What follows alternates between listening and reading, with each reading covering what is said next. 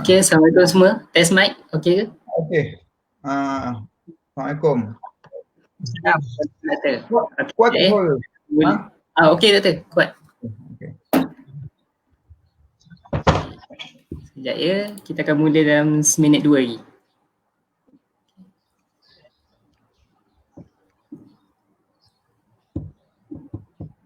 Okey.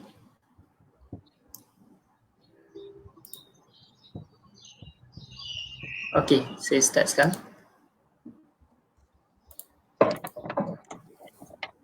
Okay, Assalamualaikum warahmatullahi wabarakatuh. Jadi terima kasih dan selamat datang kepada semua penonton slot apa nak tanya untuk siri kedua. Jadi untuk hari ini kita ada seorang tetamu jemputan kita yang saya akan perkenalkan kejap lagi. Sebelum tu saya perkenalkan diri dulu. Nama saya Amirul Hazim bin Kamil Zaman, merupakan co-founder untuk Apa di Langit, dan bersama saya adalah Cik Hafiz. Okay, Assalamualaikum warahmatullahi wabarakatuh. Nama saya Hafiz Murza, founder kepada Apa di Langit. Okay.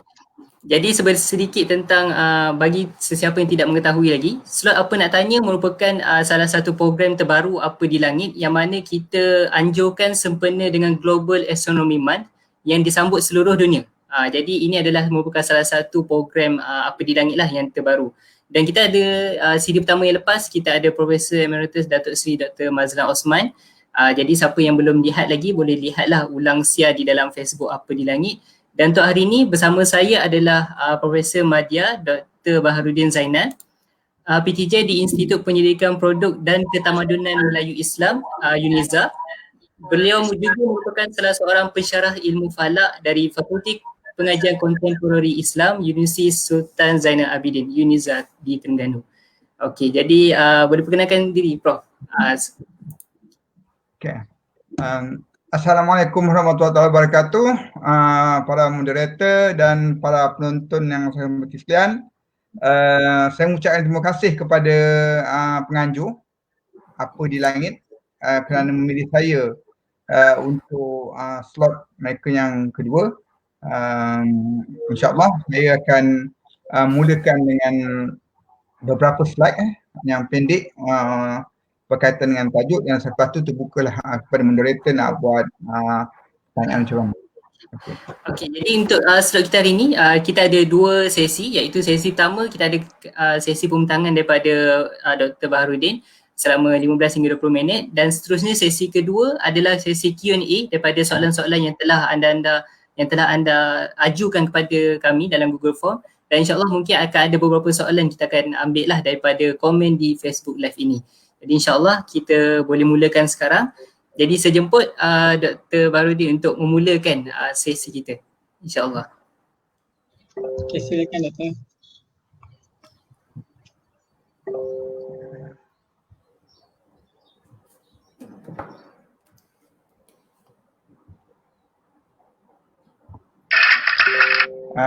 Bismillahirrahmanirrahim. Assalamualaikum warahmatullahi wabarakatuh. Share ni. Share screen Okay. Doktor share screen.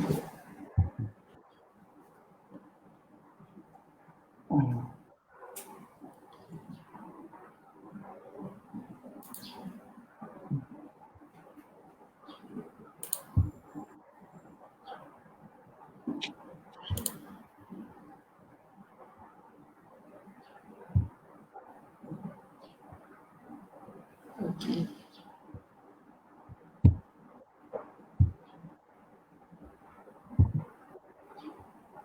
Okay, ada. Okay. Alright. Okay. Okay.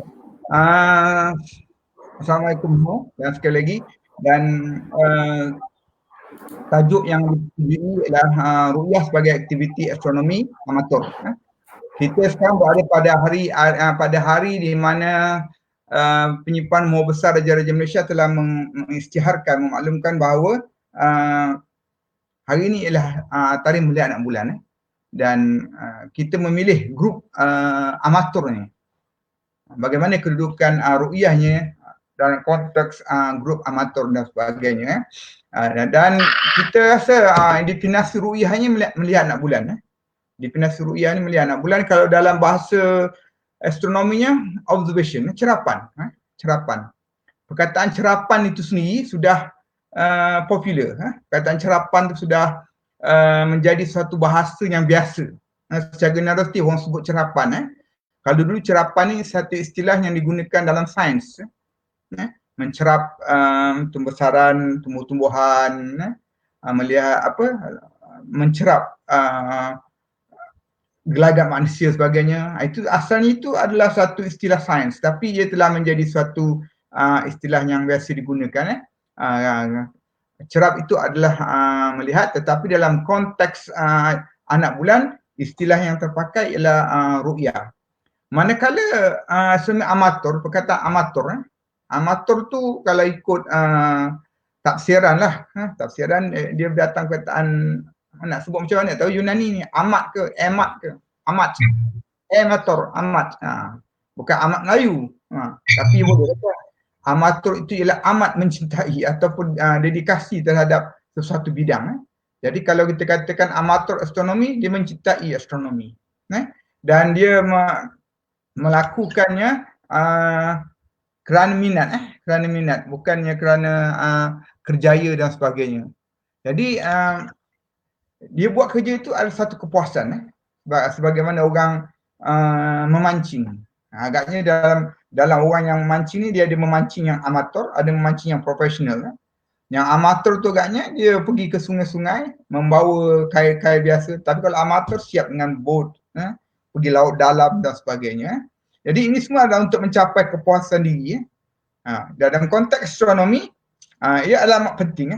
Aktiviti astronomi amatur adalah amat penting kerana ia menjadi aset kepada perkembangan astronomi yang lebih lanjut.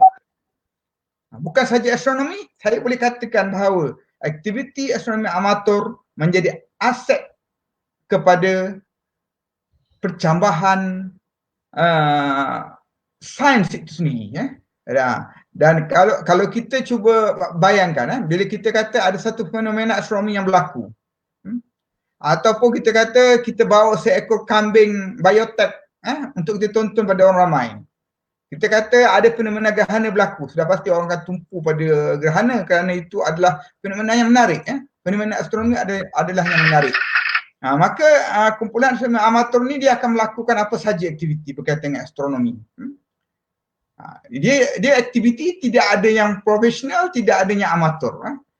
Kerana saya katakan ini kerana orang amatur pun dia cuba sedaya upaya buat kerja-kerja profesional. Walaupun kita kata tidak diiktiraf, dia punya hasil kajian tidak boleh ditonjolkan, tetapi sebenarnya aktiviti astronomi amatur ini begitu penting dalam perkembangan sains. Dan walaupun ia tidak mempunyai tujuan yang khusus, maksudnya ia tidak, skopnya tidak terhad. Mereka bebas nak buat apa-apa pun. Mereka kalau katakan malam nanti mereka nak buat cerapan, mereka bebas. Tak semestinya mereka fokus pada objek meteor shower sebagainya. Tak semestinya mereka nak jejak komet. Tapi apa saja objek langit yang ada mereka minat. Mereka tidak mempunyai satu tujuan yang khusus. Atau kelab astronomi amatur ni dia ada aktiviti khusus. Kelab astronomi amatur Moonwatch. Kelab astronomi amatur pendidikan misalkan. Tak ada. Dia semua benda dibuat. Sebab mereka rasa mereka tahu semua, mereka minat semua dan mereka nak menyampaikan kepada masyarakat secara maksimum. Dan kumpulan ini, saya katakan tadi bahawa menjadi suatu pelacak, satu motivasi kepada imajinasi saintifik yang jarang ada bidang lain yang boleh buat sedemikian. Kerana subjek yang dikaji, yang dicerap, yang dilihat adalah alam semesta, adalah cakrawala. Maka ia begitu dekat pada masyarakat dan ia boleh menjadi satu imajinasi saintifik. Kalau kita cerita mengenai haiwan biotech dan sebagainya, mungkin kita tak dapat nak jelaskan. Tetapi kalau kita kata bahawa gerhana berlaku, matahari itu merupakan berbola api, jadi bila berlaku gerhana mereka dapat lihat lidah api dan sebagainya. Jadi imajinasi saintifik itu begitu terselah dalam aktiviti astronomi. Dan kumpulan ini juga mempunyai jaringan yang luas seluruh dunia. Dan bagi mereka langit sentiasa malam. Kerana ketika waktu siang di Amerika, di Asia Timur adalah malam. Jadi kumpulan amatur ini buat kerja. Kumpulan amatur ini membuat serapan. Ada apa-apa fenomena yang berlaku di langit, ada timbul komet baru, yang dapat lihat ini adalah amatur. Kerana amatur sentiasa berada di timur dan di barat. Ketika profesional di barat misalkan kata masih siang hari, mereka menunggu juga, tapi siang hari mereka tak dapat buat apa. Dan mereka akan menunggu malam. Tetapi bagi astronomi amatur yang berada di sebelah timur, sudah malam, mereka boleh memulakan serapan dan sebagainya. Dan secara berterusan, bila malam menjelang kawasan yang lebih barat, aktiviti tersebut juga berkembang ke arah barat. Jadi sentiasa dalam 24 jam itu ada kumpulan pencerap yang akan melakukan serapan berbanding dengan mereka yang bekerja di balai cerap, di makmal. Mereka kena ikut masa-masa yang tertentu. Okey. Astronomi amatur juga, mereka akan menggunakan apa saja subjek berkaitan dengan astronomi, sama ada objek sendiri, mereka menggunakan teleskop, mereka menggunakan bayang, sampai peralatan pun mereka boleh menggunakan stasiun dan sebagainya. Jadi ini adalah aktiviti kemudahan bagi amatur. Mereka boleh mendampingi masyarakat. Bila mereka boleh menggunakan teleskop dalam keadaan selamat, dalam keadaan yang praktik. Mereka boleh mulakan aktiviti dengan menggunakan bayang matahari dan sebagainya. Begitu juga dengan penggunaan cahaya bintang. Ia menjadi asas kepada aktiviti. Begitu juga mereka akan buat apa-apa aktiviti yang secara teorinya tidak boleh dibuktikan. Seperti semasa gerhana. Sudah pasti ada mereka yang melakukan aktiviti melihat kesan graviti terhadap benda yang boleh berhenti. Ini tidak dilakukan oleh orang profesional. Orang profesional kalau lakukan pun tidak diambil gambar dan ia memalukan. Tetapi bagi orang amatur, mereka boleh buat. Mereka seronok. Mereka dapat mengaitkan dengan graviti. Walaupun setengah daripada ahli-ahli sains, ahli fizik menyatakan tidak ada satu bukti yang kukuh untuk menyatakan bahawa penjajaran matahari bulan bukan terhadap telur dan sebagainya. Tapi itu seperti yang menarik. Mereka dengan cara komponen. Mereka melihat planet Zuhal. Kalau mereka boleh melihat bentuk gelang Zuhal itu cukup menarik. Mereka buat gambar dengan kemudahan yang mereka ada. Mereka lihat kawah bulan. Bagi mereka kawah bulan itu yang paling jauh. Mereka melihat planet Mustari, mereka nampak jaluran-jaluran awannya. Mereka membaca buku dan mereka kaitkan dengan apa yang mereka cakap.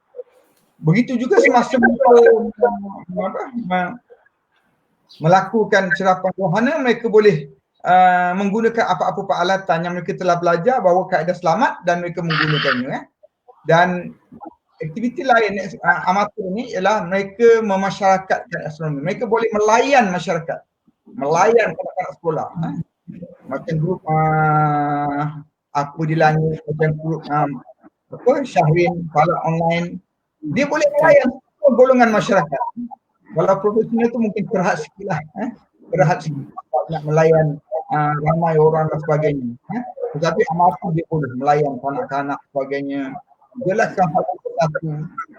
Bila orang amatur, bila penonton, bila orang ramai bertanya satu soalan yang ringkas, ahli astronomi amatur ni akan menjelaskan secara panjang lebar. Itu ciri-ciri seorang peminat astronomi amatur. Kemudian dalam konteks Malaysia, saya perhati bahawa amatur ni dia menyediakan aktiviti untuk pelaksanaan dalam hal sains agama. Saya boleh katakan bahawa mereka yang berada di jabatan mufti, walaupun mereka itu pegawai hawai Islam, tetapi dalam konteks astronomi, dalam konteks falak, mereka adalah amatir. Mereka bukan profesional. Dan bidang utama mereka bukannya astronomi, bukannya buat kajian secara khusus menggunakan peralatan kaf. Pegawai Islam adalah kumpulan amatur astronomi, dan dibantu oleh satuan-satuan, pertubuhan-pertubuhan. Mereka memiliki maklumat tentang kehanan yang laku. Mereka tetapkan tempat di mana mereka handle kepada masyarakat. Dan masyarakat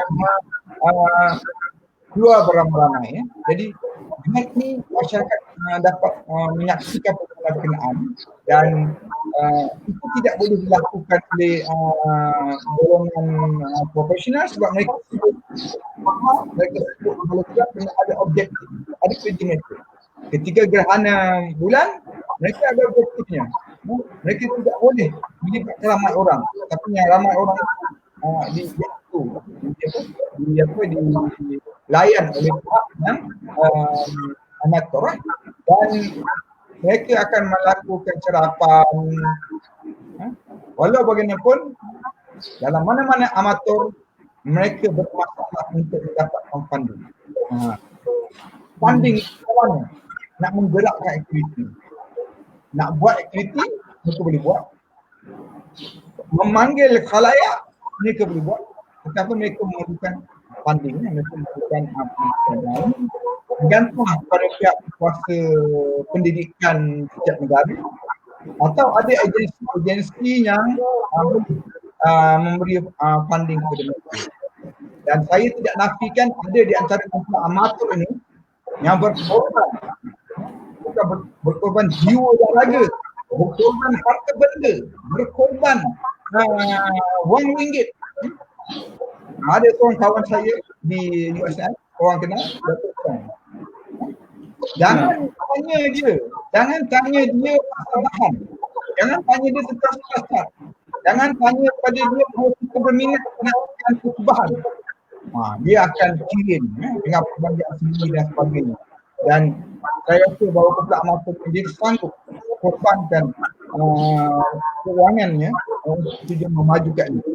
Kerana mereka percaya dengan adanya ramai orang yang berminat dalam astronomi ini, bidang akan berkembang, dan dia dapat ramai kawan, dan dia boleh enjoy lagi melakukan serapan dan sebagainya. Okey.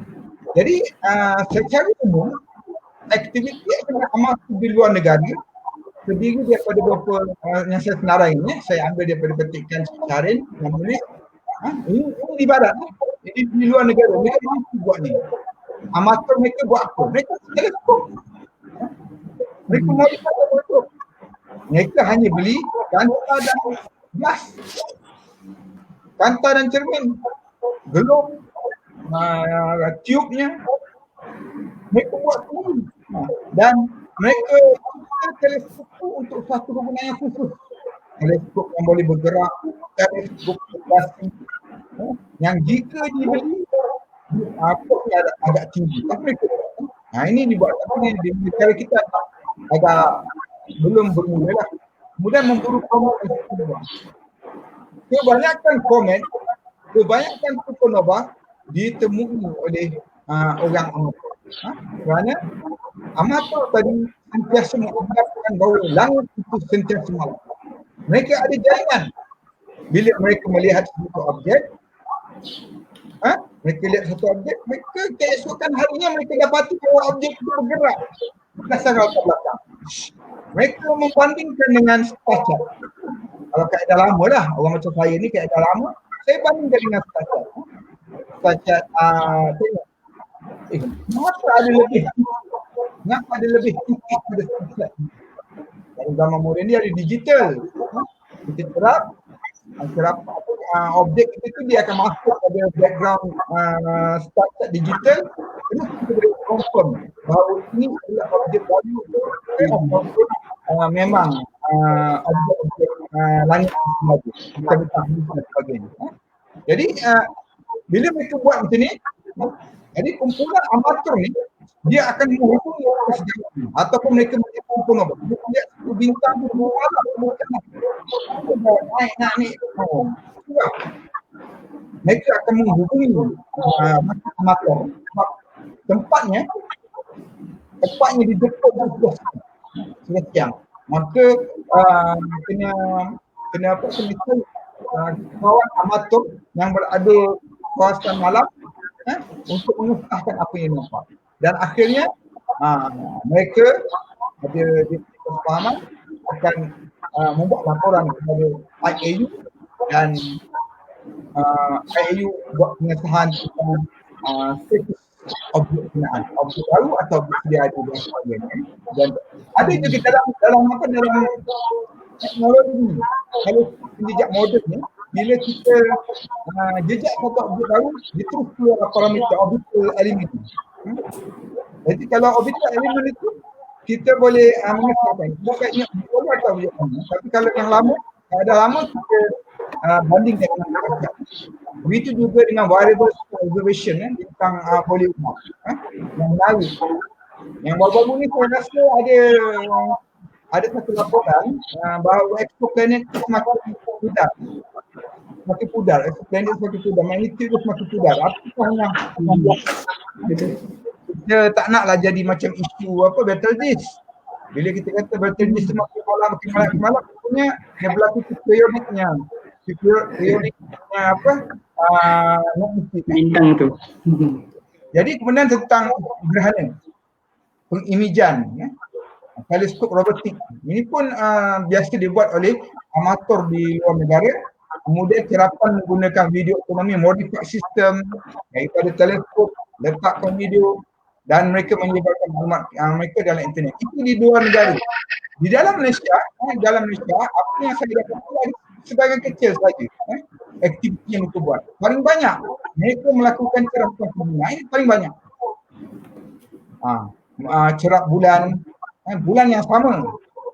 Selama 365 hari itulah bulan yang sama, tapi hari-hari mereka cerap. Bulan penuh, masa adik suku, anak bulan, tak puas-puas. Itulah orang amatur. Burus, kejap-kejap bahkan burus itu adalah burus akrab, burus Scorpius misalkan. Komet, apa mencari? Bapak ni hebat dengan komet, atas. Cari komet atas lepas maghrib. Cari, oh komet itu sudah pecah. Sekarang pergi cari mana pun. Itu kerja orang amatur. Dia amat positif. Kemudian mereka mencerap objek masaya yang cerah lah. Kalau objek masaya yang malam tu susah. Sebab alat mereka sihat. Balik-balik mereka tengok Omega. Balik-balik mereka tengok M42. Itulah. Mereka dapat gambar yang mula berkata itulah paling cantik. Sebenarnya harus cantik.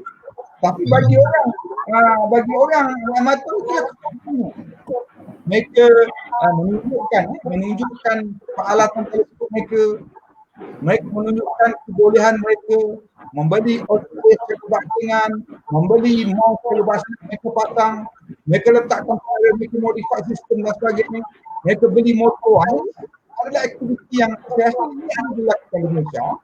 Kemudian falak sebagai satu pecahan daripada astronomi. Falak sebagai satu pecahan daripada astronomi, mereka melakukan dalam konteks agama. Mereka suka keadaan tradisional, keadaan menggunakan bayang dan sebagainya. Aktiviti yang berkaitan dengan agama, yang sudah berikan falak tadi, astrofotografi yang kita rasa macam benda berulang-ulang. Kejap-kejap Omega, kejap-kejap nebula, kawah bulan, Psycho, Copernicus, kita dapat nama Copernicus semua orang. Di internet tak orang hafal cantik, tapi itulah kekuatan. Dan mereka menyebarkan maklumat. Mereka tidak suruh. Orang amatur dia tidak suruh. Bukan mereka nak terbitkan jurnal. Oh, kita suruh dulu dapat ni sebab mereka nak terbitkan saja. Mereka nak terbitkan sendiri kan? Tidak. Dia terus sebar maklumat. Dia dapat komen terus sebar maklumat. Dia dapat gambar, dia dapat ada satu kawah baru di bulan. Itu saya baca maklumat, dia kata dia dapat kawah baru. Dia amalkan kawah itu untuk kemudian. Yang lain dia cek, kawah itu tidak ada namanya pada peta bulan ni kan. Jadi ini diputuskan. Dan akhir sekali satu projek yang buat di Amerika di tahun 1994 ialah kumpulan amatur ini melakukan ruqyah bulan besar-besaran dilaksanakan oleh satu badan amatur, tapi saya rasa dia mendapatkan pembiayaan NASA sebab hasilnya seperti itu digunakan oleh beberapa orang penyelidik seperti Sherpa yang menggunakannya, iaitu mereka nak kaji antara teori kenampakan anak bulan dengan kenampakan bulan. Maka mereka membuat announcement, mereka membuat pengumuman, minta jaringan amatur di seluruh Amerika melakukan suatan dan melaporkan kepada mereka. Dan laporan itu diterima dan ditindaklanjuti. Dan mereka ada satu garisan yang hitam itu adalah garisan accepted disability teori yang kepakai mereka buat garisan. Yang merah itu adalah hasil laporan pencerap amatur tadi. Dengan ini mereka boleh memperbaiki penampakan. Saya rasa maklumat daripada kempen Moonwatch ini, Sherpa telah memperbaiki beberapa. Sherpa ini adalah pengkaji pasal bulan. Dia pernah bekerja di Product Space Agency dan sebagainya, dan dia banyak menulis artikel dalam artikel kita jurnal mengenai visibility anak bulan. Zamannya bersaing sama dengan zaman India dan sebagainya.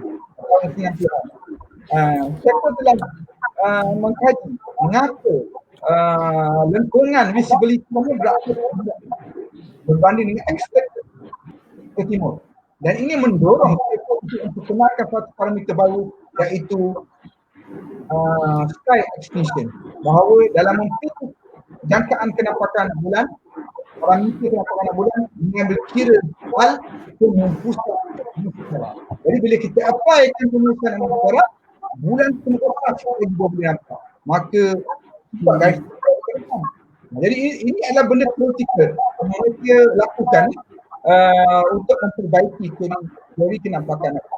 Siapa participantnya, siapa sampelnya, siapa observernya? Ia adalah amatur. Profesional berada di beberapa balai survey, tetapi amatur berada daripada timur ke barat Amerika. Sejak saya 800 pencerap yang setiap kali dia banyak dalam setahun dibuat 800 pencerap ni lebih kurang setiap satu bulan tu mereka melakukan kepada badan berkenaan. Okey, ini cabaran bagi kita di Asia Tenggara.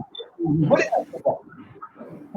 Daripada Filipina, Maluku, Sulawesi, Indonesia, Borneo, Semenanjung, Sumatera, dengan agak sempit je lah sebab Amerika ni luas. Luasan ini sempit, tapi kita buat pada musim-musim tertentu kita nak jaringan kita di Filipina, jaringan kita di Maluku, jaringan kita di Kelantan, Sabah, Sarawak, jaringan kita di Semenanjung tak ada masalah, ramai. Jaringan kita di Sumatera pun ramai. Kita buat satu campaign Moonwatch. Apa yang kita harapkan? Dia punya problem itu adalah orang amatur kan. Saya tutup masa ini dengan mencabar grup apa di langit untuk melaporkan satu campaign Moonwatch pada bulan yang sesuai bagi kawasan Asia Tenggara. Saya rasa setakat ceramah saya serahkan kepada moderator. Okey. Wah. Besar projek tu.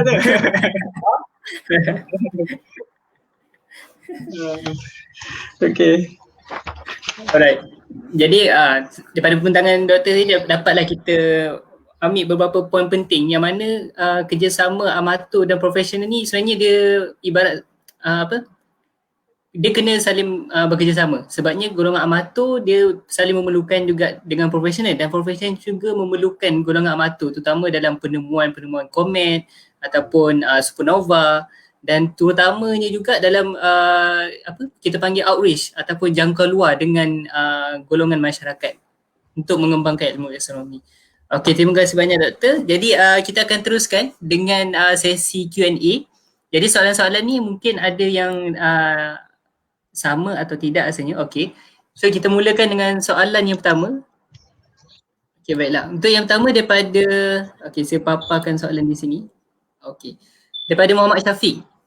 Beliau bertanyakan, adakah kriteria imkan Nuru'yah 2 darjah, 3 darjah dan 8 jam akan digantikan dengan kriteria yang baru dalam tempoh masa terdekat? Okey, dipersilakan Doktor. Okey. Nampaknya Cik Muhammad Syafiq ni seorang yang santai tentang ilmu falak.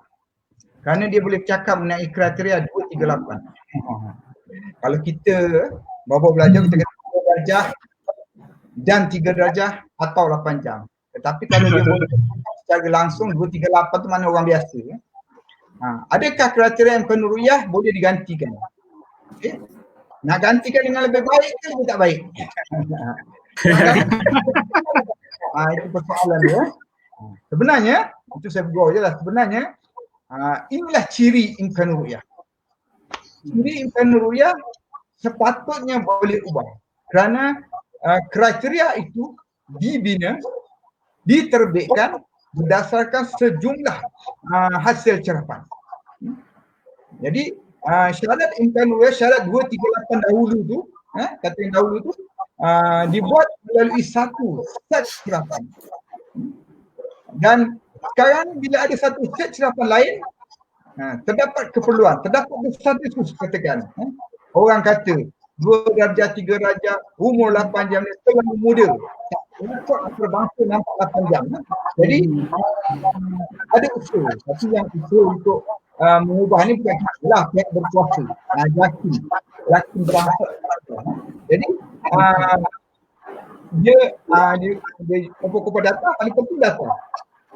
Paling penting ru'yah itu dilaksanakan. Itu penting. Tanpa ru'yah tidak ada syarat. Tanpa ru'yah tidak ada syarat. Jadi kita ada ru'yah, maka ada syarat. Maka kita kumpul data dan kita membuat rumuskan untuk prosedur lah, itu prosedur. Dan apabila mereka selesai dalam konteks Malaysia ni, saya rasa kalau bila mereka selesai, mereka akan bawa kepada mereka pada peringkat Asia Tenggara, peringkat Nabi. Dalam kes penggunaan kriteria, dalam kes penyusunan takvim, ia melibatkan mekanisme penyelarasan MABIM. Agama Brunei Malaysia dan Singapura, MABIM singkatan. Jadi mereka kena bincang peringkat technical committee, peringkat senior officer, dan dia perlu disahkan dan kemudian barulah benda itu akan dilaksanakan bila sampai masa berlaku. Dia soalan tadi boleh digantikan, tapi saya tak dapat nak katakan bila. Saya tak dapat nak katakan dah selesai ke belum. Bila mungkin akan ada satu pengumuman yang jadi dua keadaan lah, ada dua keadaan. Yang umum tu nak siap saja. Ini adalah kriteria yang khusus berlainan waktu semua bila ubah, masyarakat tahu kalender mengapa waktu semua lebih kuat. Ini kena maklum. Tapi kriteria kalau tak beritahu itu, kalender kita berubah. Tapi kalau untuk meningkatkan daya intelektual masyarakat, makin kita boleh beritahulah dengan mengapa perubahan ini dibuat, bila yang paling penting ia bila dikuasai. Dalam soal takut, walaupun kita kata kuasa agama kuasa negeri, takun negeri, Tapi ia berlainan dengan jadual waktu solat. Jadual waktu solat boleh jadi umum secara bersing, boleh mudah secara bersing, tapi dalam satu ia mesti dimulakan perubahan dimulakan pada masa yang tertentu, yang ditetap, yang diisytiharkan oleh pihak Departemen Agama Negeri. Saya rasa itu saja jawapan saya. Ada yang tanya? Okey. Okey. Soalan yang kedua, Doktor. Okey, Ya, ya. silakan. Soalan yang kedua daripada Muhammad Hidayat bin Muhammad. Okey, soalannya berbunyi, pernah tak berlaku dalam sejarah tiba-tiba anak bulan puasa ataupun raya betul-betul kelihatan tidak seperti dalam kalender biasa? Mungkin maknanya tidak seperti dalam hisab. Hisab kata tak nampak, tiba-tiba nampak. Begitu mungkin. Oh. Macam mana tu dah? Okey. Okey. Kita kena lihat, kita kena imbas senario ni, sebab di Malaysia ni kaedah penentuan awal bulan, kita bercakap khusus untuk penentuan puasa raya dan haji ni. Di Malaysia dia berubah. Sebelum tahun 1978 kita menggunakan kaedah hisab sahaja. Antara 78 dan 82 kita menggunakan ruqyah sahaja. Selepas tahun 82, tahun 83 kita menggunakan kaedah ruqyah dan hisab. Tetapi antara tahun 82 hingga tahun 2000 ada kriteria yang berubah. Tahun 82 sampai tahun 92 menggunakan syarat 8 jam. Hisab atau menggunakan syarat 8 jam. Tetapi masa itu dinamakan kaedah ruqyah dan hisab, tetapi tidak ada perkataan imkan ruqyah di situ. Hanya pada tahun 1991 mereka merumuskan jatuh puasa penetapan awal kriteria awal Ramadan dan Syawal. Mereka buat puasa tahun 92, masa tu ada perkataan imkan ruqyah. Bermulalah kriteria 238 dan yang kita gunakan hingga sekarang. Jadi senario dia 3 keadaan. Jadi kalau kita melihat pernahkah kes ini berlaku, kita kena lihat dia berlaku dalam masa bila. Berlaku masa gunakan hisab sahaja. Berlaku masa menggunakan ruqyah sahaja. Berlaku masa menggunakan imkan ruqyah. Walau bagaimanapun, setahu saya, sejak kita menggunakan kaedah imkan ruqyah pada tahun 1992 hingga sekarang tidak berlaku. Rasmi tidak berlaku. Bila kata anak bulan tidak kelihatan, bila dalam takwim menunjukkan bulan Syakban tu mengandungi 29 hari, keputusan melihat anak bulan, pengumuman penyimpan mohon pun begitu juga.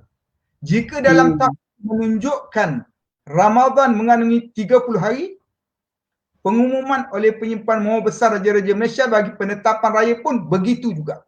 Dia tidak berlaku. Tidak berlaku. Walau bagaimanapun.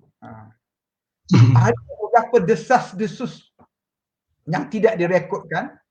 Sekumpulan orang melakukan ruqyah, ketika rombongan rasmi tak nampak, dia dakwa nampak. Dia dakwa nampak. Kedudukan bulan itu memang bulan di bawah kriteria lah, dia dakwa nampak. Tapi oleh kerana dia dakwa nampak dalam keadaan terpencil, dia tu bukan jawatan kuasa, pemerhati.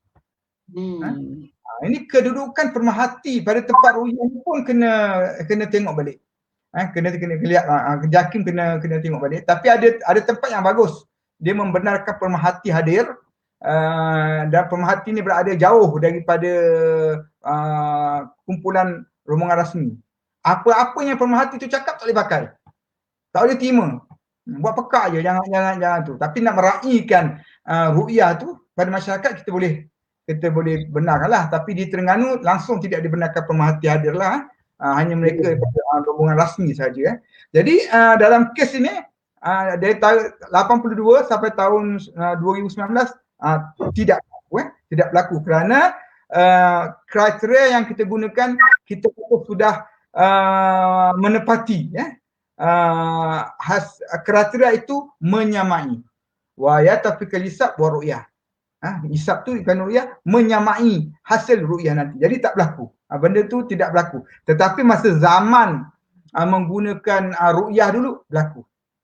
Tapi berlaku dalam keadaan seluruh negara isytihar tidak nampak, diteruskan Ramadan 30 hari, tetapi ada negeri yang mengisytiharkan nampak. Masa tu mekanisme penyelarasan kita tidak betul, tidak kukuh. Itu boleh berlaku. Tetapi dalam kriteria moden, kriteria terkini tidak berlaku. Saya rasa itu jawapan saya. Okey.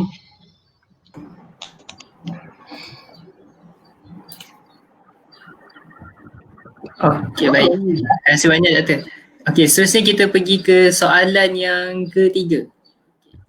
Tapi sedikit saya nak ulas mengenai apa yang Doktor jawab tadi.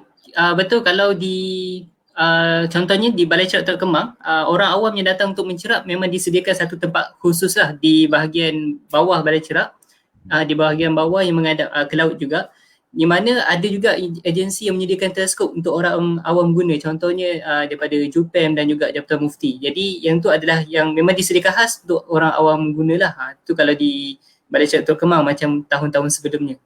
Jadi insyaAllah itulah tahun ni kita tak dapat. Dia ada kelebihan bila buat di bawah, jadi tak dapat dengar lah suara orang bising-bising tu. Maknanya dia takkan mengganggu pencerap. Yang betul dia ada. Yang ahli jawatankuasa mereka di kawasan yang lain. So memang tak terganggu lah dengan orang awam. Okey, baik. Seterusnya untuk soalan yang ketiga.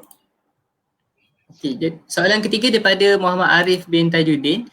Soalannya adalah di Malaysia hanya ada rekod rasmi cerapan hilal daripada Jabatan Mufti. Adakah terdapat rancangan untuk merekodkan hasil cerapan hilal termasuk kursus yang diiktiraf untuk ahli astronomi amatur di Malaysia juga? Okay. Silakan Doktor.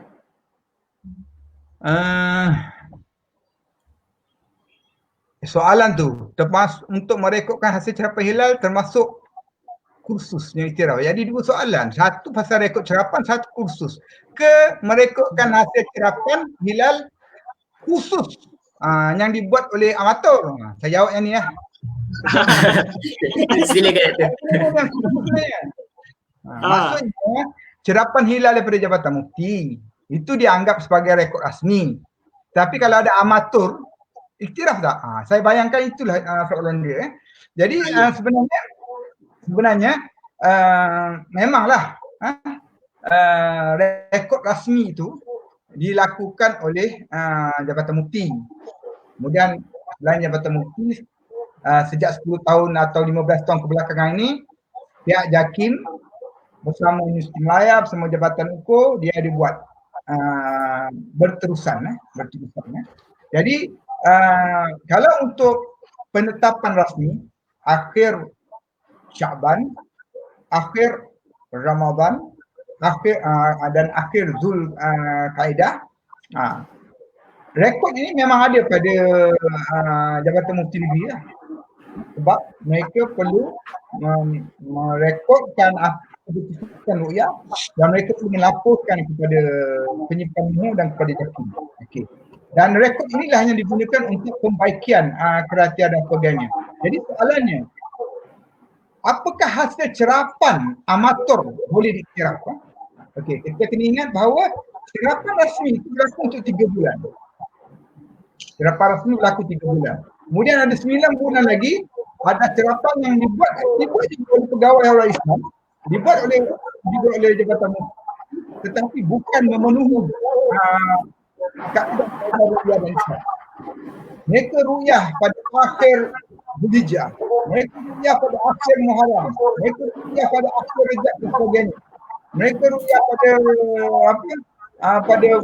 akhir bulan yang bukan baik cerapan rasmi. Mereka mendapat maklumat. Dan maklumatnya dikongsi pihak masing dan sebagainya. Bagaimana pula amatur? Bagaimana pula kalau ada orang awam yang mendakwa data pengadilan? Okay. Dalam konteks kita mengumpul data, kita kena lihat metodologi yang dibuat oleh pihak ini. Dan begitu juga metodologi yang ada pada pengkaji, ada penganalisis, pada orang yang gunakan data ini analisis untuk metodologi dia untuk menerima rekod. Rekod rasmi itu ialah rekod rekod komunikasi, rekod kejaki. Orang ada rekod daripada orang awam.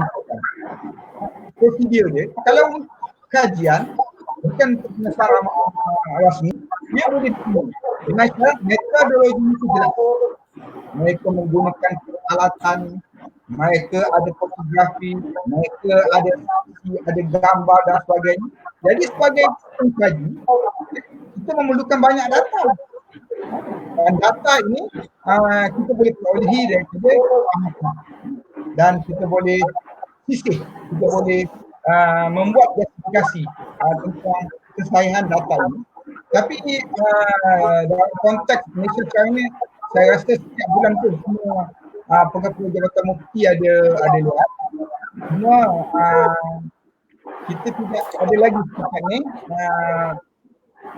badan-badan matuk sekolah kesendirian yang ada balai siap sendiri sebagainya yang melakukan ruqyah dan dapat lihat anak bulan yang kita nak guna untuk analisis. Anak bulan yang tak banyaklah, yang masuk apa? Maka anak bulan yang besar 18 jam ke atas bukan pilihan. Dia kena 18 jam ke bawah. Sebab Malaysia sekarang ni ialah 13.8 jam. Jadi kalau kau dapat 15 jam, kau tidak memperbaiki lah, menambahkan data, tapi tidak memperbaiki parameter penampakan minimum tadi. Jadi saya rasa untuk analisis, untuk pengkaji yang buat research dia boleh kira apa saja dengan metodologi tak semestinya daripada Jabatan Mufti. Okey, baik. Okey, seterusnya kita ke Cik Hafiz, soalan ketiga. Okey, soalan yang ketiga kita daripada individu yang sama juga, daripada Cik Arif. Okey, doktor dia tanya, terdapat banyak kriteria penampakan hilal seperti Ode, Alok, Khalid, Syaukat, kemudian yang lain-lain lah. Jadi pada pendapat Prof lah, apakah kriteria yang dianggap paling terbaik? Okey. Sebelum saya jawab, saya nak tanya pada orang tanya, apa ciri terbaik? Kriteria terbaik. Ciri terbaik. Yang nampak kan juga. Saya nak tanya pada moderator, apa ciri terbaik kriteria? Apa cirinya? Nak kata gadis pilihan kita itu terbaik, apa cirinya? Bersopan santun, jaga tata susila. Jadi apa ciri kriteria itu terbaik? Okey, tak apa. Mungkin dia bergantung kepada lokasi kita, doktor. Macam mana? Bergantung kepada tempat kita, negara yang menggunakan kriteria tu. Bergantung pada negara. Saya kriteria yang mudah nampak. Sebenarnya kriteria yang sentiasa nampak. Kriteria yang baik ialah kriteria yang ditemui, dipersetujui oleh satu dunia. Satu dunia mengesahkan bahawa itu adalah data termuda, maka itu adalah data yang terbaik. Misalkan sekarang ni rekod termuda ialah 11.6 jam yang rekod bulan yang dicerap di Iran. Saya tak ingat dia, ingat rasa lama. Tahun 2002 tak silap saya, 11.6 jam. Jadi itu kita kata rekod yang terbaik sebab dia buat secara manipulatif. Tapi yang ada rakaman atau tidak. Jadi kriteria yang dianggap baik adalah yang menepati ciri-ciri penampakan pertama anak bulan. Jadi kalau kita lihat kepada nama-nama yang disebut tadi tu, Ode, Yellow, Syaukat, Malaysia yang paling rendah lah. Sebab Malaysia gunakan 238. Khalid, Syaukat dan Ode ini dia hampir sama. Dia menggunakan syarat ketinggian bulan pada risk of prison. Khalid dan Yellow, Ode itu dia develop syarat tadi faktor lingkungan. S sepadan dengan S itu tinggi sepadan dengan apa, dengan sifat bulan dan sebagainya. Okey. Walau bagaimanapun, kriteria yang baik adalah kriteria yang komposit bergabung. Komposit antara theoretical dengan empirical. Syarat itu dibina berdasarkan teoritik dan empirical. Syarat itu dibina berdasarkan data baru, data lama. Itu komposit. Syarat itu berdasarkan sejumlah parameter. Parameter apa? Parameter geometri, tinggi, beza azimut. Itu satu parameter tu. Kemudian kita gabungkan dengan sistem yang bergantung kepada musim. Bergantung pada musim. Jadi itu sudah ada dua lagi. Sistem W dan moon season. Apa bukan itu? Jadi tiga. Bila sebenarnya lebih banyak parameter lebih tepat. Macam kita nak mengkaji ciri-ciri kimia tu, kita dapati ada 5 ciri kimia. Kita dapat susahkan itu benda apa sebenarnya. Dibanding orang lain yang beritahu dulu 2 ciri virus corona, 5 ciri virus corona. 5 tu lebih baik, banyak ciri. Jadi ini mungkin keadaan mati juga keadaan yang saya rasa kita sekarang ni belum ada lagi belum ada lagi kriteria. Kriteria tu berubah. Kebanyakan ni buat tetap. Okey, yang buat ni sebab dipakai kos. Malaysia tetap. Malaysia digunakan 28 per musim.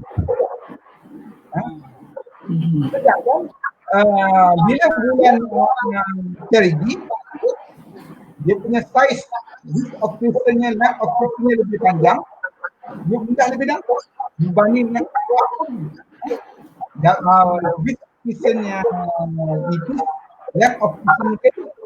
Jadi kalau kita boleh buat satu kriteria, kenapa tadi S ke W ke elongation ke in function of season. Itu sebab Ilyas pada tahun 1995 dia menyatakan faktor umum ni fleksibel. Sebab dia ada 20 kata saya 22 plus minus 4. Mana Ilyas ni syarat penuh itu 22 plus 4 8 lebih. Ini kan tempat musim ni. Waktu pakai kriteria umum dan sebagainya dia ada ciri musim. Tapi kalau kita buat kriteria tu dia bergantung kepada musim. Dia musim bulan. Musim bulan musim bulan jauh tak boleh nampak. Dan tadi kita telah bincangkan bagaimana pengujian teori tadi kita uji pada kenampakan sebenar di bumi dijarakan daripada timur ke barat kita nampak. Adakah syarat yang kita guna itu betul? Adakah bila kita kata 2 darjah, 3 darjah, 8 jam boleh nampak? Bila parameter anak bulan ketika maghrib 5 darjah, 7 darjah, 12 jam boleh nampak? Tak nampak, kita salah kita waktu. Kalau keadaan cuaca baik, itu macam mana?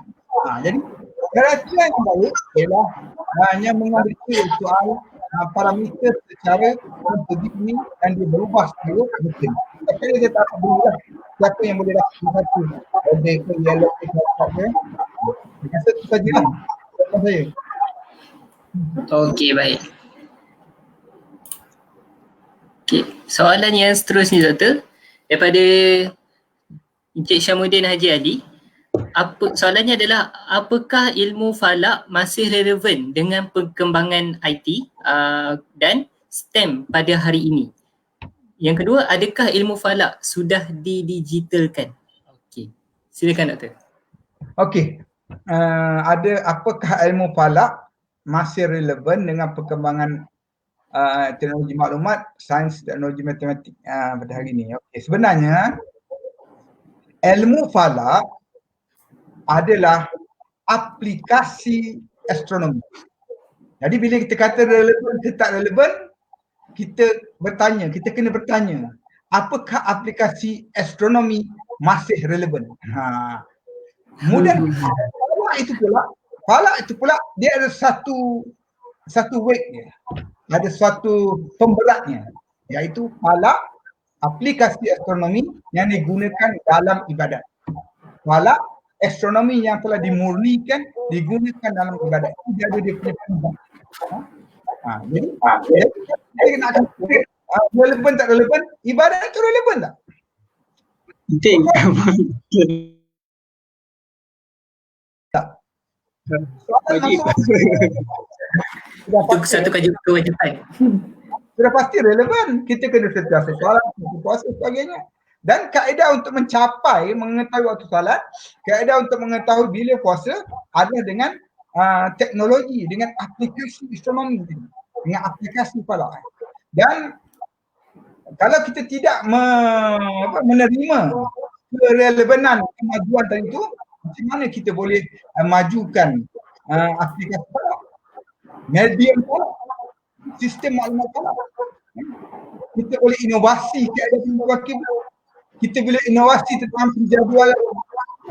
Kita boleh inovasi penggunaan teleskop penjejak digunakan oleh Jabatan Mati hampir 50% power aktiviti itu kereta pendidikan. Power lagi barulah pendidikan gerhana tengah planet dan sebagainya. Jadi apa yang salah? Ruqyah tadi tidak relevan dengan perkembangan aktivitinya. Ia tidak berkaitan. Malahan bila IT berkembang, bila sains dan teknologi matematik dimajukan, malah sebagai aplikasi astronomi terus dimajukan. Itu bagi memenuhi keperluan masyarakat. Dia tidak tinggalkan barang. Kita tidak lagi mengukur irtifak matahari untuk tahu waktu. Pukul berapa sekarang ni? Pukul 11. Misalnya pukul 11, guna pupuk majalah pukul matahari. Kemudian kira ba'du putur. Ba'du putur asal mutlak. Daripada habis kira jam dah habis setengah jam. Tapi kita akan menggunakan teknologi pada waktu. Okey, soalan yang kedua, adakah ilmu falak sudah digitalkan? Ini maksud sudah digitalkan ni, apa betul? Bagaimana yang sudah digital? Sumber dia, teknologinya, kalau teknologi memang dah digital lah. Bila orang membuat komputeran, kita menerbitkan waktu solat, kita menggunakan program. Data bukan pihak, data bukan. Data boleh dikirim. Itu memang sudah digitalkan. Tapi kalau dimaksudkan sudah digitalkan ni adalah sumber ilmu. Ini dirujuk kepada bidang kajian manusia sudah digitalkan lah. Manusia sudah digitalkan lah. Ini projek di Liza dipanggilkan untuk melakukan pendigitalan manuskrip dan manuskrip falak serta naskah nada ini sebahagian daripada ini. Tetapi saya rasa mungkin Syamudin ni bertanya mengenai digital tu teknologi falak. Saya sudah itu kiblat kita sudah buat untuk pada digital. Jadi tidak ada masalah untuk menerima. Para ulama kita tidak ada masalah untuk menerima kemajuan IT bagi aplikasi falak. Jadi kerana ia boleh memantapkan semua aplikasi dalam ibadat. Boleh memantapkan ibadat, memenuhi tindak ibadat. Rasa itu jawapan saya. Okey, baik. Okey. Jadi kita terus soalan yang silakan. Okey, soalan seterusnya ni daripada rakan kita, sahabat kita Tisok Kumar. Tisok Kumar ni. Okey. Beliau bertanya tentang pengiraan kalender. Bagaimana pengiraan kalender dibentuk? Bilangan hari berbeza bagi setiap bulan dan mengapa ada tahun 4? Boleh jelaskan? Saya fikir mungkin perbezaan antara kalender yang ada daripada setiap bangsa dan kaum. Jadi mungkin itu pun jadi soalan juga lah yang dia lihat. Kerana beliau bukan non-Muslim kan? Mungkin nak tanya berkenaan dengan itu. Okey, saya cuba jawab lah. Berdasarkan kalender yang kontemporer, kalender yang digunakan sekian luas iaitu kalender matahari lah, kalender Gregorian. Bagaimana pengiraan kalender dibentuk, kemudian bersama dengan bilangan hari itu saya sekalikan. Dia ada konsep astronominya. Kalau kalender matahari itu berdasarkan pergerakan bumi keliling matahari. 365.241 hari ya. 365.241 hari kata siap saya lah. Yang sebut lancar je. Jadi daripada 365 1/4 yang itulah. Daripada 365.242 tadi tu lah. Satu tahun dengan ni 365. Ini sudah disedari oleh orang yang pertama menggunakan kalender secara kalender matahari secara sistematik. Siapa dia? Orang Yunani. Sekitar tahun 2000 sebelum Masihi. Bukannya tahun 46 sebelum Masihi. Tahun 46 sebelum Masihi itu Julius Caesar kalahkan Sosigenes, ahli falak Mesir, modify. Tetapi kalender Syamsiah Yunani ini telah digunakan lama. Jadi bagaimana ia disusun? Kalender Yunani asal bulan satunya adalah bulan Mac, bukan Januari. Mengapa bulan Mac? Kerana musim bunga bermula. Kita kembali berputih lepas musim sejuk. Lepas musim sejuk, mula musim panas dengan musim bunga. Jadi kat situ permulaan bulan. Permulaan bulan adalah bunga. Itu sebab kita keliru lah. Mengapa ada perkataan September 14 bulan, Oktober, itu 8 bulan. Desember bulan 12. Desember 10 kan. Mengapa Oktober jadi 10, Desember menjadi 12? Asalnya bulan Mac itu bulan 1. Kalau kalender Hindu dia masih mengekalkan bulan pertama new moon pertama selepas musim adalah bulan 1. Kalender Hindu yang bukti saya tak pastilah bukti mana bukti lama di India ada juga evolusi perubahan tu Jadi bulan pertama adalah selepas musim bunga. Selepas itu itu bulan Mac. Sebab jadi bulan September, Oktober 8, bulan 10. Desember tu bulan 10, bulan 12. Tetapi apabila mereka bertukar, mereka tukar beberapa ratus tahun selepas itu mereka tukar. Mereka kata berapalah Mac jadi bulan 1. Akulah Januari jadi bulan 1. Aku melihat timur gambar. Januari bulan 1. Bila Januari jadi bulan 1, yang kita sekarang Januari bulan 1, Oktober bulan 10, November bulan Disember bulan 1. Jadi bahasa Yunani, bahasa klasik tahu betul lah. Oktober tu jadi 8. Oktober 8. Kosong kaki 8. Kaki 8. Macam mana boleh 10 pula? Itu pun. Dia 8 masuk 10 tapi setelah ditukar. Kemudian ditukar. Masa Julius Caesar tukar tahun 46 sebelum Masihi itu berjalan masalah. Kemudian satu bulan bilangan hari berbeza satu bulan. Dia sebenarnya bilangan hari dalam awal itu adalah bilangan bulan merentasi satu zodiak. Ada 12 zodiak kan? Taurus, Cancer, betul. Satu bulan tu bulan masuk padanya antara 29, 30, 31 hari. Tahun ada 366, 365 hari. Ada juga Ramadan yang menggunakan satu tahun 360 hari. Kalender Hijriah. Dia menggunakan satu tahun 360 hari. 5 hari lagi dia modify kemudian. Kemudian tetapi bila raja-raja ni, bila raja-raja Rom ni, dia ambilkan bilangan hari itu namanya dia tak puas je. Dia ni kata Januari dapat 31. Dia kata dia nak dia dapat 30. Dia nak juga 31. Dia nak juga 31. Nanti kalau kata boleh tuanku. Dia kata aku nak juga. Sebab Januari tu adalah kita mengambil apa saya tak ingat lah, bulan 12 tu bulan apa saya tak ingat. 30 sepatutnya. Dia kata aku nak ya. Maka dia ambil 31. Dia ambil bulan Februari tu. Jadi Februari ada 29 tinggal 28. Betul lah. Tinggal 28. Mula 29 30 Januari. Februari. Sebab Februari tu bulan akhir. Nah asalnya Februari tu bulan akhir. Sebab bulan baru. Jadi Februari mengandungi 29 atau 30.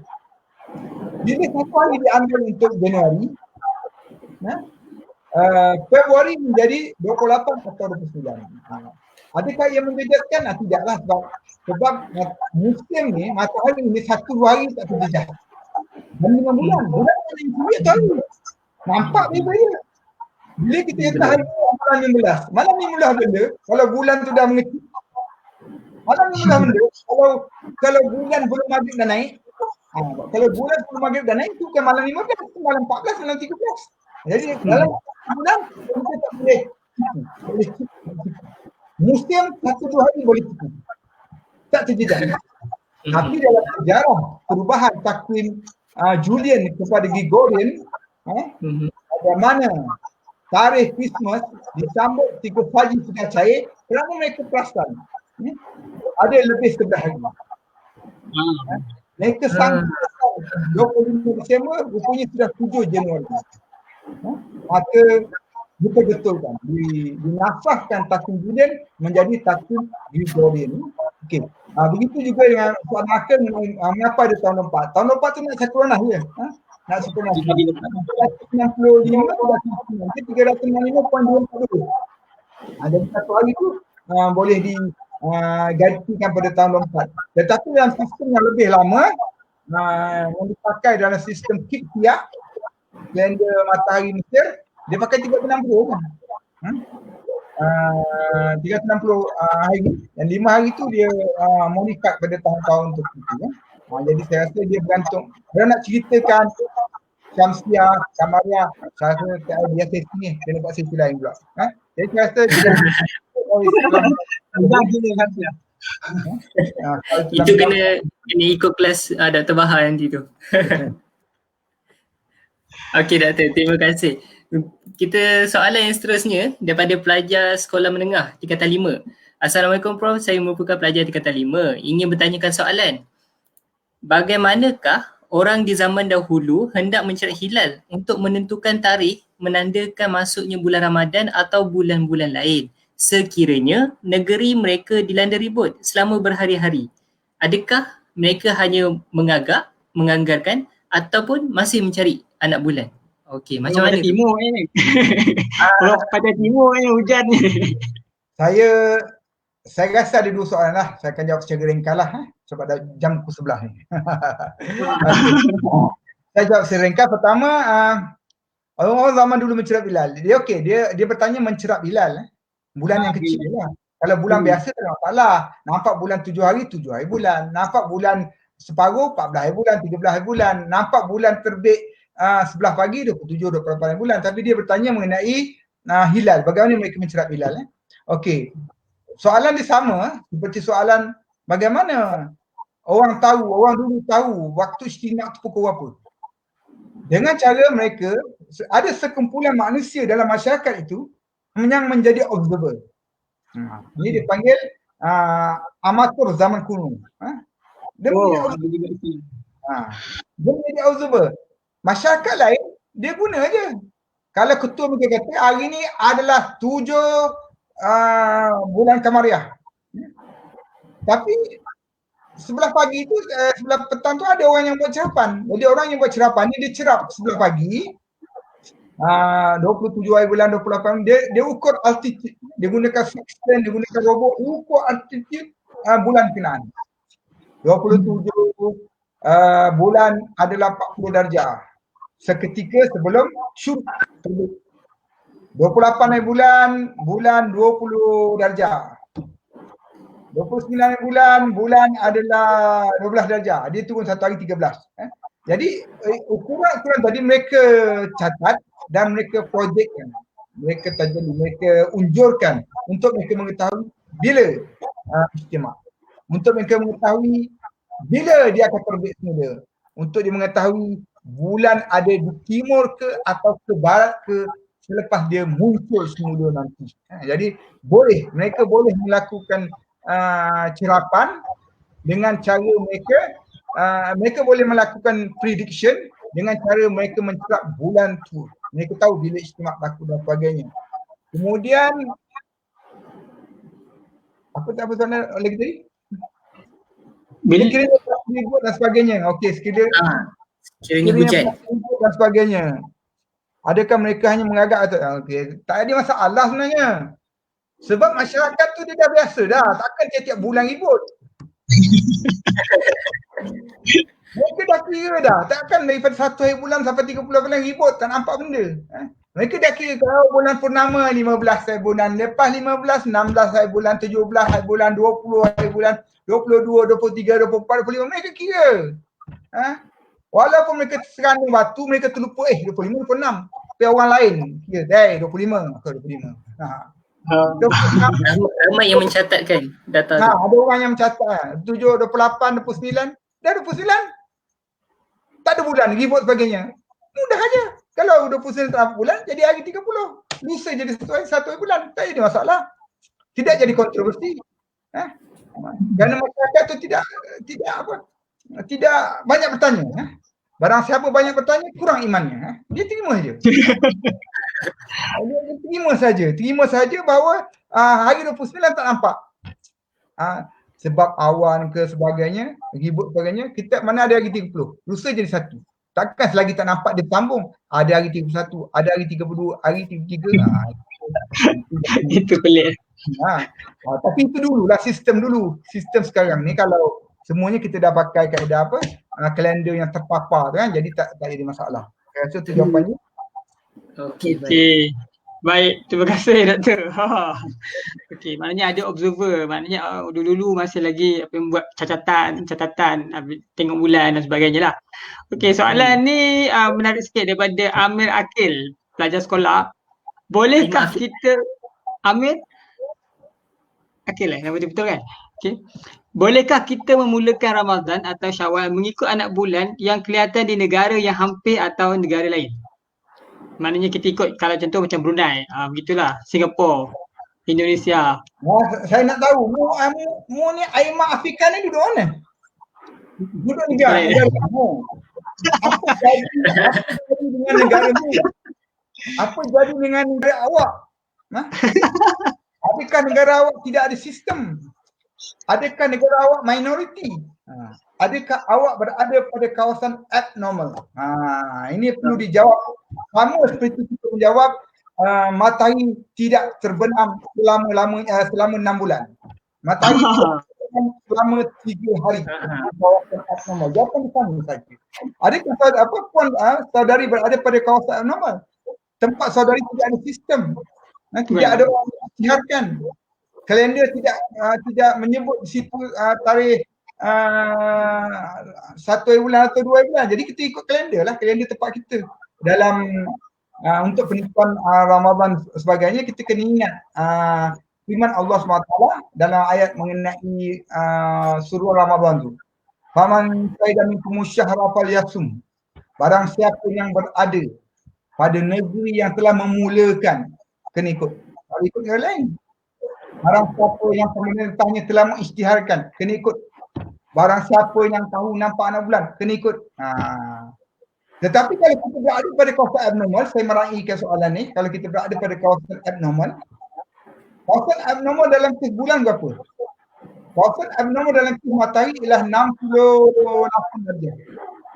68 darjah di atas abnormal. Matahari punya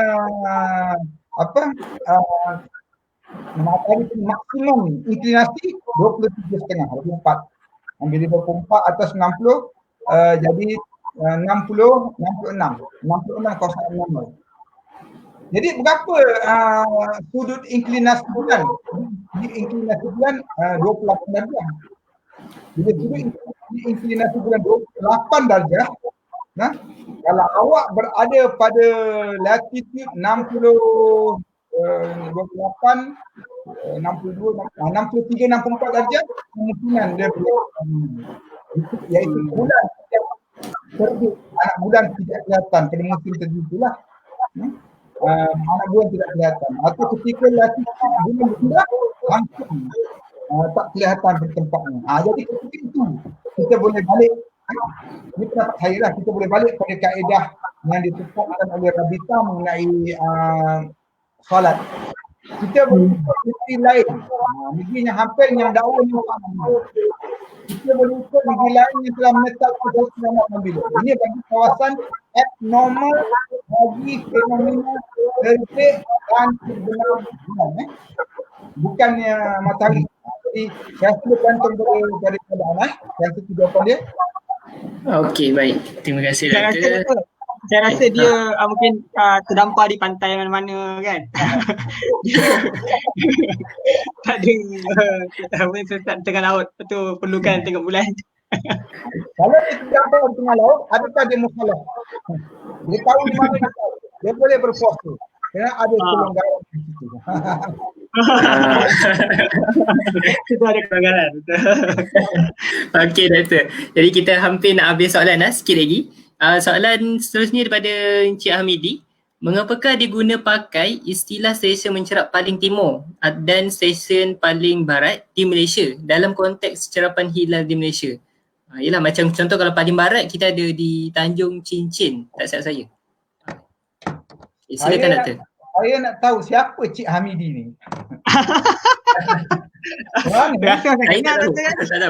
Kerana istilah stesen timur, stesen barat, setahu saya hanya ada pada dokumen rasmi mengenai penetapan waktu raya.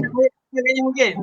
Setahu saya, semasa kita berbincang sebagai draft ketetapan untuk Majlis Kebangsaan Orang Islam untuk pilihan umum sebagainya, dia ada beritahu tentang ciri anak bulan di stesen timur dan stesen barat. Jadi bila bertanya soalan macam ni, saya rasa macam dia pernah tengok dokumen rasmi. Dokumen tu rahsia sementara tu lah. Dia dah lepas tak rahsia. Cari data.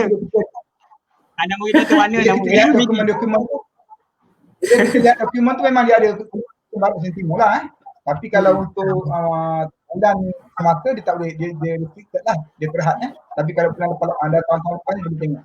Jadi biasa digunakan ada dua keadaan lah. Pertama digunakan semasa kita buat justifikasi anak bulan.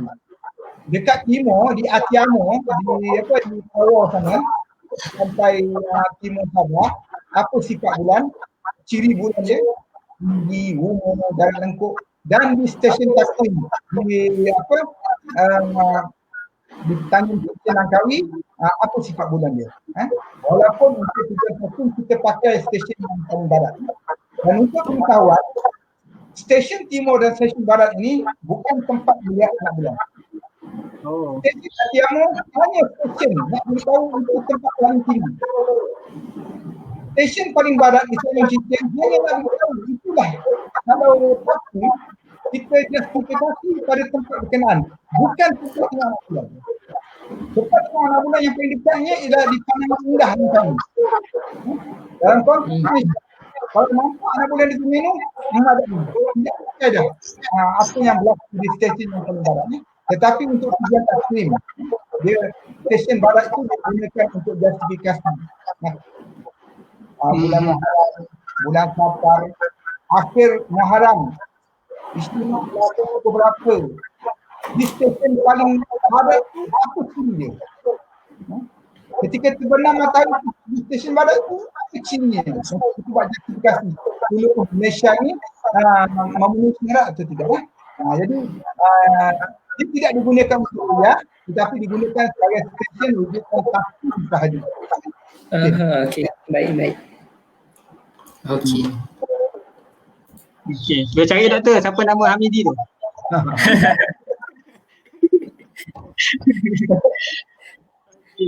soalan yang seterusnya. Dia pun menarik juga. Daripada Nabila Zulkifli. Okay. Kenapa di Malaysia di awal dalam apa ni? Dalam kursus-kursus tertentu banyak negara. Contohnya pengambilan subjek terang, satu kursus khas ekonomi. Mana satu?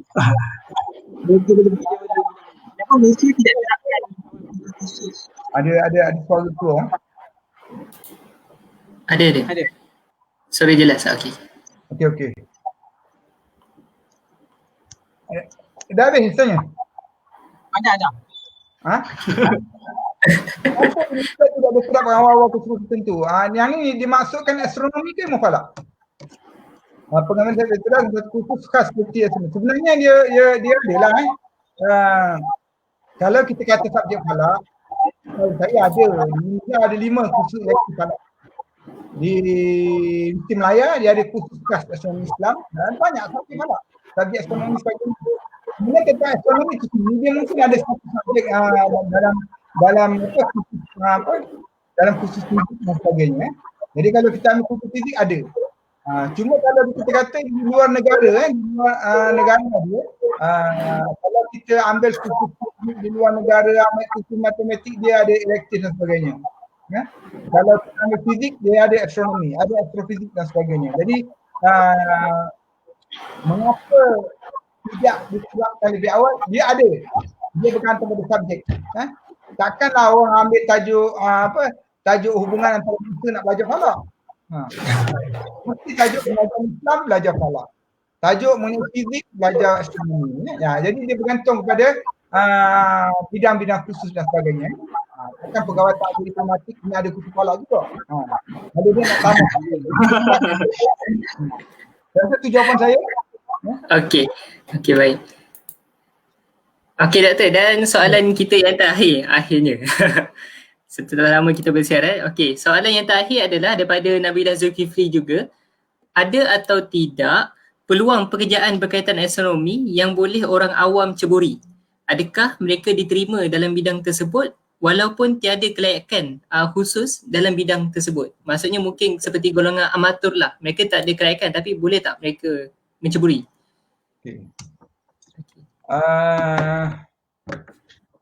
Peluang pekerjaan berkaitan dengan astronomi. Di Malaysia ni ada 2 saja ruang, bukan peluang, ruang.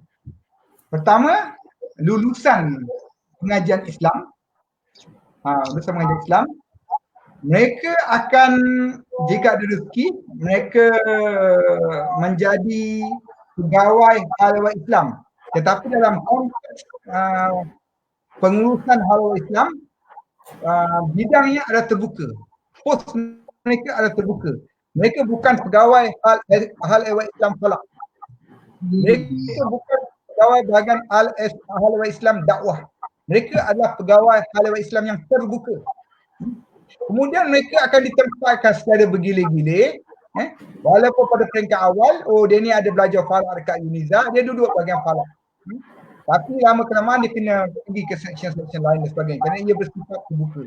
Amat jarang sekali daripada mula kerja dia pegawai grade 41 itu dia jaga unit falak sampai dia pension dia jaga unit falak. Amat jarang sekali lah. Jadi yang kedua, mereka lulusan sains.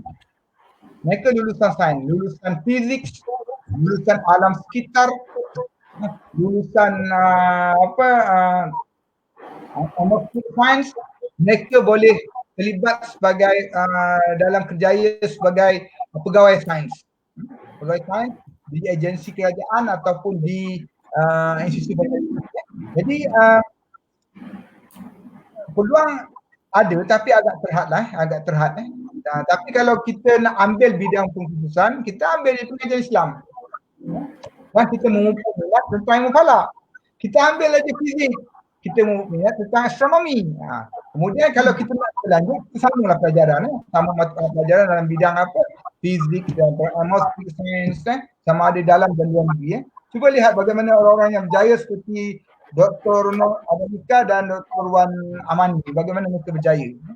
Mereka menghabiskan masa 5 tahun untuk undergraduate 3 tahun untuk master, 4 tahun untuk PhD, 10, 12 tahun baru dapat gelaran postgrad falsafah. Kemudian mencari peluang mereka dapat attach dengan institusi seperti NASA dan sebagainya. Jadi ini memerlukan kolaborasi ya.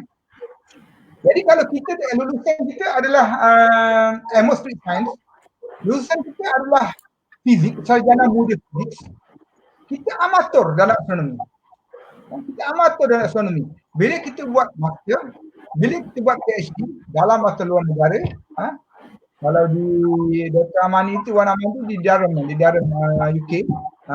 Kemudian kita cuba lihat di mana kita boleh buat latihan industri, kita boleh attach dengan pengkaji-pengkaji dan di sini barulah peluang kita terbuka sebagai seorang boleh menjadikan astronomi sebagai satu bidang kerjaya.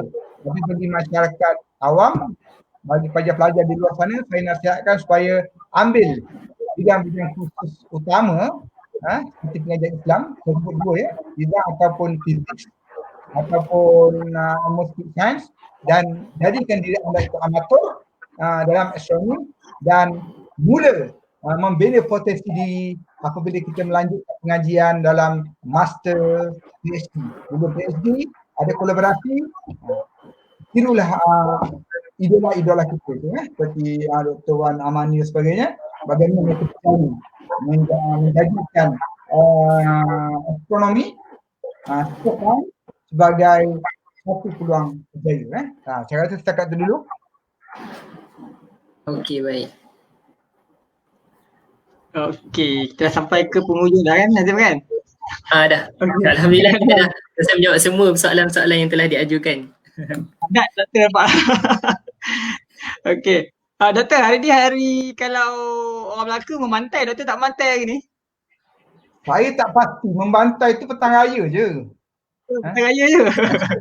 Dulu mantai sebab pasar jarang, dia ada pekan Rabu. Pekan Rabu. Tapi kita nak raya Jumaat. Jadi Rabu tu tak sempat nak beli, kena beli hari Khamis. Jadi sebab ada membantai. Sekarang ni pasar ada dekat dan sebagainya. Masa PKP pun pasar penuh, tak perlu bantai dah. Hari bantai.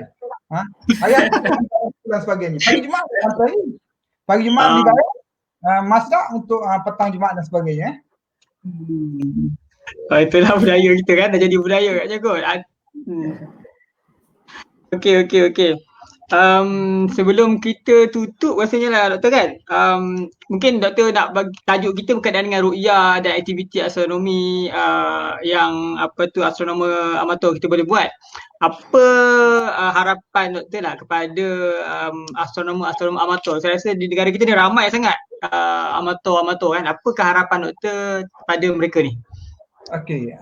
Harapan saya kepada grup Apa di Langit dan juga Falak Online, aturkan satu kempen bagi Asia Tenggara. Kita pilih satu bulan pada tahun depan ke sebagainya, kita buat kempen. Tengok lengkungan tu macam mana menepati syarat kita buat satu kempen. Kemudian akhir sekali saya ucap terima kasih kepada rakan-rakan pada kumpulan Apa di Langit dan sebagainya, serta pada para penonton, para pelajar, para alumni yang saya hormati sekian. Selamat berpuasa. Maaf kalau ada apa-apa terkasar dan sebagainya. Sekiranya ada apa-apa bolehlah masuk dalam ruang komen di Facebook saya ataupun pada Facebook Apa di Langit. Saya ucap terima kasih sekali lagi kepada Azim dan rakannya, serta pada penonton secara maya ini. Okey. Jadi Azim, apa lagi kita terima kasih banyak pada Doktor juga. Okey. Terima kasih banyak Doktor. Terima kasih banyak Doktor. Kita dah bersiaran selama sejam lebih juga ni, sejam 15 minit, 20 minit lebih kurang. Jadi terima kasih banyak atas keluangan Doktor untuk meluangkan masa bersama kami. InsyaAllah jika ada ruang dan peluang kita mungkin boleh berjumpa lagi insyaAllah di masa akan datang. Okay, terima kasih banyak Doktor. Okey.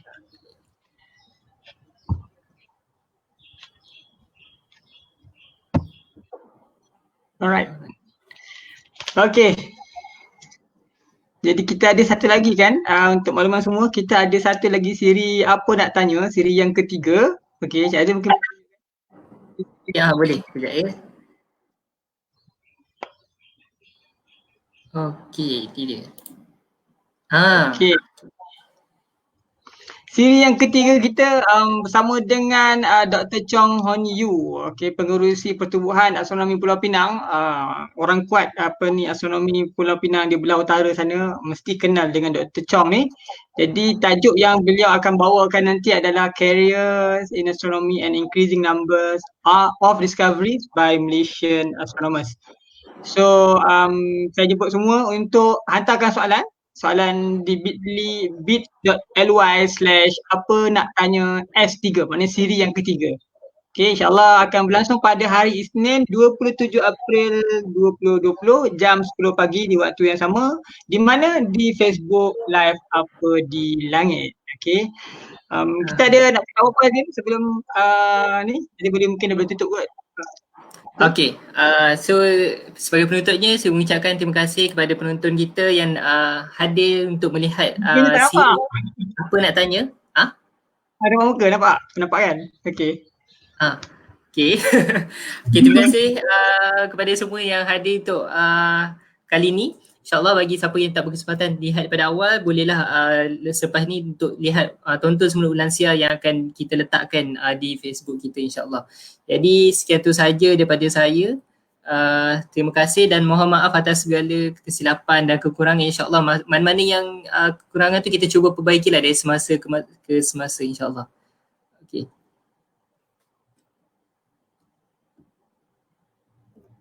Okay, baik. Kita jumpa lagi insyaAllah. Bye.